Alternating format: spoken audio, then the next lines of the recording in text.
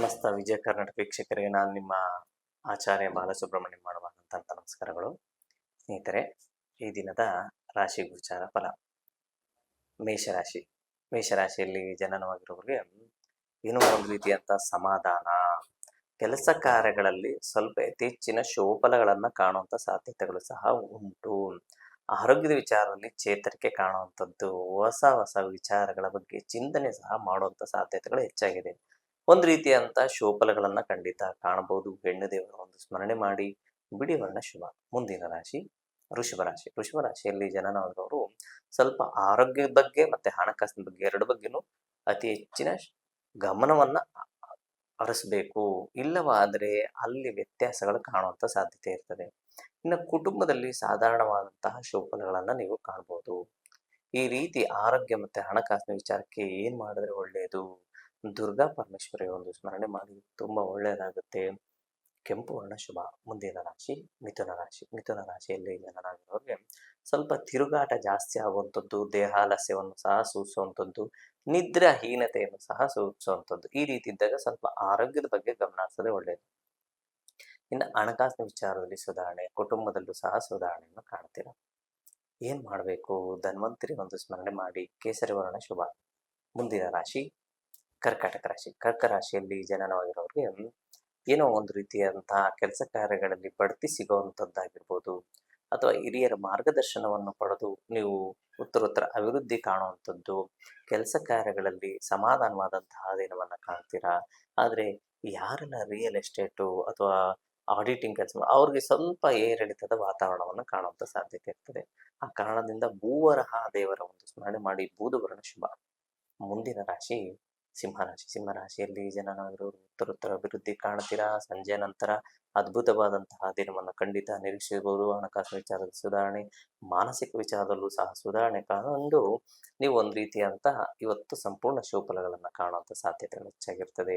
ನೀವು ಮಾಡಬೇಕಾದಂಥದ್ದು ಸೂರ್ಯನಾರಾಯಣನ ಸ್ಮರಣೆ, ಕೆಂಪು ವರ್ಣ ಶುಭ. ಮುಂದಿನ ರಾಶಿ ಕನ್ಯಾ ರಾಶಿ. ಕನ್ಯಾ ರಾಶಿಯಲ್ಲಿ ಜನನವರಿಗೆ ಏನೋಪ್ಪ ಗೊತ್ತಿಲ್ಲ, ಈ ನಡುವೆ ಒಂದು ಸ್ವಲ್ಪ ಪಾಸಿಟಿವ್ ವೈಸ್ ಬರ್ತಾ ಇದೆ. ಅಂದ್ರೆ ಒಂದು ಏಳಿಗೆಯ ಕನಸುಗಳು ಕಾಣುವಂಥದ್ದು, ಯಾವುದೋ ಒಂದು ಹೊಸ ಹೊಸ ವಿಚಾರದ ಬಗ್ಗೆ ಚಿಂತನೆ ಮಾಡುವಂಥದ್ದು, ಭೂಮಿ ವಿಚಾರದ ಬಗ್ಗೆ ಲಾಭವನ್ನು ಗಳಿಸುವಂಥದ್ದು, ಅಥವಾ ಮನೆ ಕಟ್ಟೋ ಒಂದು ವಿಚಾರದ ಬಗ್ಗೆ ಚಿಂತನೆ ಮಾಡುವಂಥದ್ದು, ಈ ರೀತಿಯಾದಂಥ ಹೊಸ ಚಿಂತನೆಗಳನ್ನು ಮಾಡಿ ಆ ಚಿಂತನೆಗಳನ್ನು ಅಂದ್ರೆ ಡೆವಲಪ್ಮೆಂಟ್ ಮಾಡ್ಕೊಳ್ಳುವಂಥ ಸಾಧ್ಯತೆಗಳು ಸಹ ಇರ್ತದೆ. ನೀವು ವಿನಾಯಕನ ಒಂದು ಸ್ಮರಣೆ ಮಾಡಿ ಹಸಿರು ವರ್ಣ ಶುಭ. ಮುಂದಿನ ರಾಶಿ ತುಲಾ ರಾಶಿ.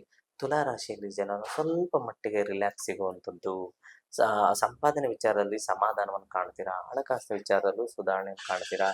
ಮಾನಸಿಕ ವಿಚಾರದಲ್ಲಿ ಸಂಪೂರ್ಣವಾದಂತಹ ಶುಭಗಳನ್ನು ಕಂಡು ಏನೋ ಒಂದು ರೀತಿಯಂತ ರಿಲ್ಯಾಕ್ಸ್ ಆಗುವಂಥ ದಿನ ನಿಮ್ಮದಾಗಿರ್ತದೆ. ನೀವು ಮಾಡಬೇಕಾಗಿರುವಂಥದ್ದು ಹನುಮಂತನ ಸ್ಮರಣೆ, ಕೆಂಪು ವರ್ಣ ಶುಭ.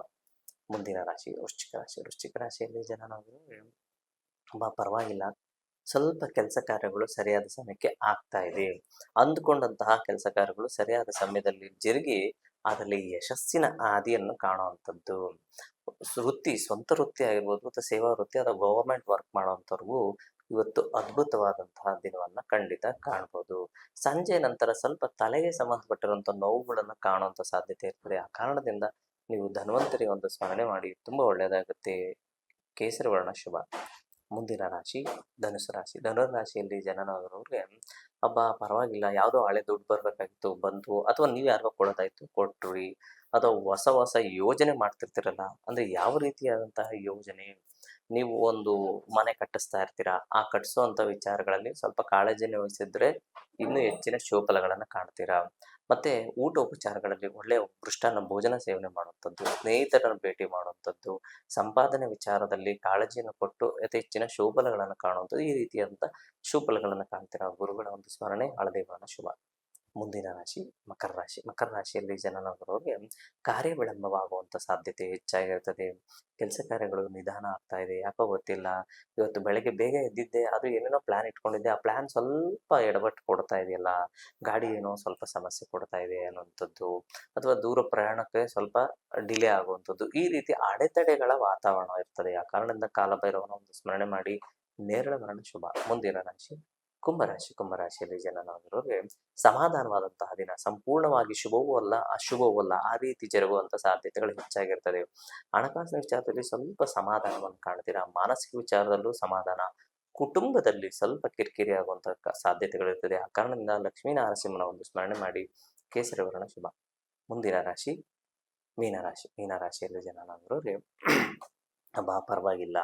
ಸ್ವಲ್ಪ ಕೆಲಸ ಕಾರ್ಯಗಳು ಸರಿಯಾಗಿ ನಡೀತಾ ಇದೆ. ಅದ್ರ ಜೊತೆಗೆ ಏನೋ ಒಂದು ರೀತಿಯಂಥ ಮಕ್ಕಳ ವಿಚಾರದಲ್ಲಿ ಕಾಳಜಿನ ವಹಿಸುವಂಥದ್ದು. ಮಕ್ಕಳಿಗೋಸ್ಕರ ನೀವು ಒಂದು ಸ್ವಲ್ಪ ಒತ್ತಡಗಳನ್ನು ತಗೊಳ್ಳುವಂಥದ್ದು. ಅವ್ರಿಗೆ ವಿದ್ಯೆ ವಿಚಾರ ಆಗಿರ್ಬೋದು, ಅಥವಾ ಅವರ ವಿವಾಹದ ವಿಚಾರ ಆಗಿರ್ಬೋದು, ಅಥವಾ ಅವ್ರ ಕಾಲೇಜ್ ವಿಚಾರ ಆಗಿರ್ಬೋದು. ಈ ರೀತಿ ಮಕ್ಕಳ ವಿಚಾರಕ್ಕೆ ಹೆಚ್ಚಿನ ಕಾಳಜಿನ ವಹಿಸೋದು. ಅದರಿಂದ ನಿಮಗೆ ಲಾಭವನ್ನು ಸಹ ಗಳಿಸುವಂಥ ಸಾಧ್ಯತೆ ಇರ್ತದೆ. ಜೊತೆಗೆ ಯಾರೆಲ್ಲ ಶಿಕ್ಷಣ ವೃತ್ತಿಯಲ್ಲಿರ್ತಾರೋ ಅಂಥವ್ರಿಗೂ ಸಹ ಅದ್ಭುತವಾದಂಥದ್ದು. ಜೊತೆಗೆ ಯಾರೆಲ್ಲ ವೈದ್ಯಕೀಯ ರಂಗದಲ್ಲಿರ್ತಾರೋ ಅವ್ರಿಗೂ ಸಹ ಅದ್ಭುತವಾದಂತಹ ದಿನವನ್ನು ಖಂಡಿತ ಕಾಣ್ಬೋದು. ನೀವು ಮಾಡಬೇಕಾಗಿರುವಂಥದ್ದು ಧನ್ವಂತರಿಯ ಒಂದು ಸ್ಮರಣೆ ಅಥವಾ ಗುರುಗಳ ಒಂದು ಸ್ಮರಣೆ. ಹಳದಿ ವರ್ಣ ಶುಭ ಅಂತ ಈ ದಿನದ ಕಾರ್ಯಕ್ರಮ ಮುಗಿಸ್ತಾ ಇದೆ. ಪ್ರಪಂಚದಲ್ಲಿರುವ ಪ್ರಾಣಿ ಪಕ್ಷಿ ಜೀವರಾಶಿ ಸಸ್ಯಚರ ಜಲಚರ ಎಲ್ಲರೂ ಚೆನ್ನಾಗಿಲ್ಲ ಅಂತ ಭಾವಿಸೋಣ. ಎಲ್ಲರೂ ಸಮಾನ ನಮಸ್ಕಾರ. ಎಲ್ಲರಿಗೂ ನಮಸ್ಕಾರ.